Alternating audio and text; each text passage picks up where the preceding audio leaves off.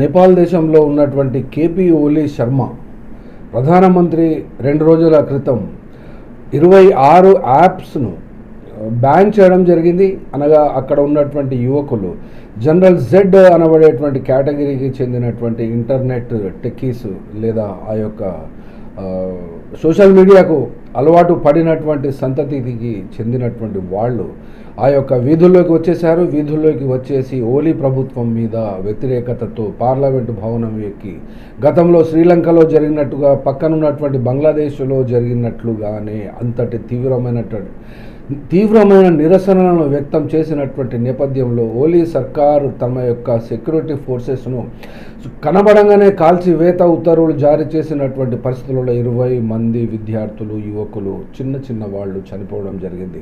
Home minister కూడా ఈ యొక్క ఓలీ తీసుకున్నటువంటి తీవ్రమైన నిర్ణయాన్ని వ్యతిరేకిస్తూ రాజీనామా చేయడం జరిగింది. కానీ అర్ధరాత్రి దాటిన తర్వాత ఓలీ ప్రభుత్వము ఈ యొక్క బ్యాన్ చేసినటువంటి అప్లికేషన్స్ అన్నిటినీ కూడా రోల్ బ్యాక్ చేసినట్టు, ఆ యొక్క రద్దు చేసినట్టు మరియు తిరిగి పునరుద్ధరించినట్టు ప్రకటన చేసినటువంటి ధర్మిల అక్కడ ఉన్నటువంటి యువకుల్లో కాస్త శాంతి ఏర్పడుతున్నట్టు వార్తలు వస్తున్నటువంటి ఈ నేపథ్యంలో అసలు ఓలీ సర్కారు అక్కడ ఉన్నటువంటి 26 చైనీస్ యాప్లను కాకుండా అమెరికన్ యాప్స్ అని ఖచ్చితంగా అంటున్నాము. ఎందుకంటే చైనా ప్రభుత్వము యొక్క ప్రభావంలో నేపాల్ ప్రభుత్వము పనిచేస్తుంది కాబట్టి అక్కడ చైనా యాప్స్ను బ్యాన్ చేయకుండా అమెరికన్ యాప్స్ను వాటిని రద్దు చేయడం వెనుక అక్కడ దేశంలో జరుగుతున్నటువంటి అవినీతిని